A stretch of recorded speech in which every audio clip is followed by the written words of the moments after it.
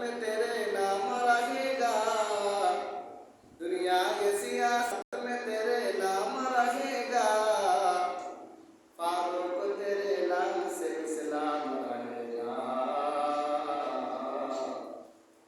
फारूक तेरे नाम से इस्लाम रहेगा, दुनिया शुजाअत में तेरे नाम रहेगा, दुनिया शुजाअत में तेरे नाम रहेगा, उस्मान तेरे नाम से इस्लाम रहेगा, दुनिया मुआज़िन में तेरे नाम रहेगा, बेलाल तेरे नाम से इस्लाम रहेगा।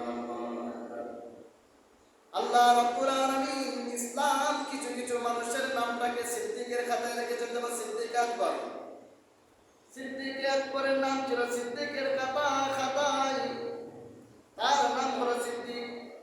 কারো নাম ছিল আপনার সিয়াসতের মধ্যে উমর।